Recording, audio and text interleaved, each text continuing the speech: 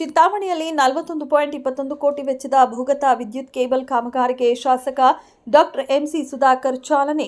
ಚಿಂತಾಮಣಿ ನಗರದಾದ್ಯಂತ ಸುರಕ್ಷಿತ ಹಾಗೂ ತಡೆರಹಿತ ವಿದ್ಯುತ್ ಸರಬರಾಜು ಕಲ್ಪಿಸುವ ನಿಟ್ಟಿನಲ್ಲಿ ಬೆಸ್ಕಾಂ ವತಿಯಿಂದ ಹಮ್ಮಿಕೊಳ್ಳಲಾಗಿರುವ 41.21 ಕೋಟಿ ವೆಚ್ಚದ 11 ಕೆವಿ ಓವರ್ ಹೆಡ್ ವಿದ್ಯುತ್ ಮಾರ್ಗಗಳನ್ನು ಭೂಗತ ಕೇಬಲ್ ಮಾರ್ಗವಾಗಿ ಪರಿವರ್ತಿಸುವ ಕಾಮಗಾರಿಗೆ ಶಾಸಕರಾದ ಡಾಕ್ಟರ್ ಎಂಸಿ ಸುಧಾಕರ್ ಚಾಲನೆ ನೀಡಿದರು.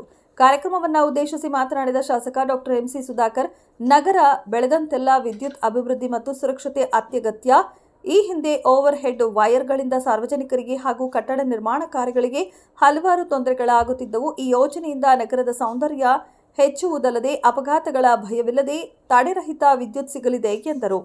ಭೂಗತ ಕೇಬಲ್ ಅಳವಡಿಕೆ ವೇಳೆ ಸಾರ್ವಜನಿಕರ ದೂರುಗಳಿಗೆ ತಕ್ಷಣ ಸ್ಪಂದಿಸಿ ಎಲ್ಲೂ ಚರಂಡಿ ಹಾಗೂ ರಸ್ತೆಗಳಿಗೆ ತೊಂದರೆಯಾಗದಂತೆ ವೈಜ್ಞಾನಿಕವಾಗಿ ಕಾಮಗಾರಿ ಪೂರ್ಣಗೊಳಿಸಲು ಅಧಿಕಾರಿಗಳು ಹಾಗೂ ಗುತ್ತಿಗೆದಾರರಿಗೆ ಸೂಚನೆ ನೀಡಲಾಗಿದೆ.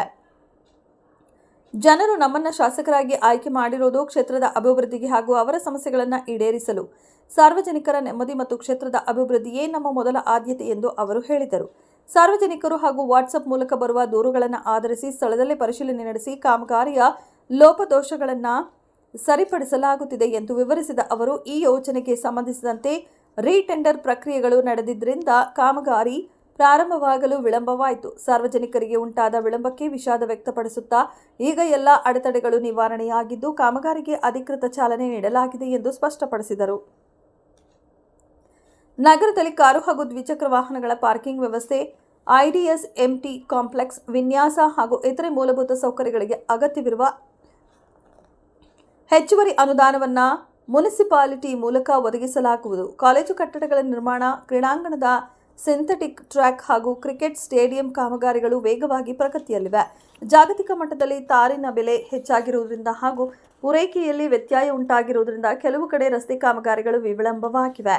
ಆದರೂ ಸಮಸ್ಯೆ ಬಗೆಹರಿಸಿ ಶೀಘ್ರವೇ ಕಾಮಗಾರಿ ಪೂರ್ಣಗೊಳಿಸಲಾಗುವುದು. ನಗರದಲ್ಲಿ ವಿದ್ಯುತ್ ವ್ಯವಸ್ಥೆಯನ್ನು ಮತ್ತಷ್ಟು ಬಲಪಡಿಸಲು HT ಲೈನ್ಗಳು ಅನುದಾನಕ್ಕೆ ಮನವಿ ಮಾಡಲಾಗಿದ್ದು ಹಂತ ಹಂತವಾಗಿ ಸೇವಾ ಕೇಂದ್ರಗಳನ್ನು ಒದಗಿಸಲು ಶ್ರಮಿಸಲಾಗುವುದು ಎಂದು ಭರವಸೆ ನೀಡಿದರು. ಈ ಸಂದರ್ಭದಲ್ಲಿ ನಗರಾಭಿವೃದ್ಧಿ ಪ್ರಾಧಿಕಾರದ ಅಧ್ಯಕ್ಷರಾದ ಶ್ರೀನಾಥ್ ಬಾಬು, ಗ್ಯಾರಂಟಿ ಯೋಜನೆಗಳ ಅಧ್ಯಕ್ಷರಾದ ಮುನಿ ನಾರಾಯಣಪ್ಪ, ಮಾಜಿ ನಗರಸಭಾ ಅಧ್ಯಕ್ಷರಾದ ಜಗನ್ನಾಥ್ ರೆಡ್ಡಿ, ಕಾಂಗ್ರೆಸ್ ಮುಖಂಡರಾದ ಮಾಲಿಕ್ ಪಾಷಾ, ಕೊಮುಲ್ ನಿರ್ದೇಶಕರಾದ ಅಶ್ವಥ್ ನಾರಾಯಣ ಬಾಬು ಸೇರಿದಂತೆ ಸ್ಥಳೀಯ ಅಧಿಕಾರಿಗಳು, ಮುಖಂಡರುಗಳು ಹಾಜರಿದ್ದರು.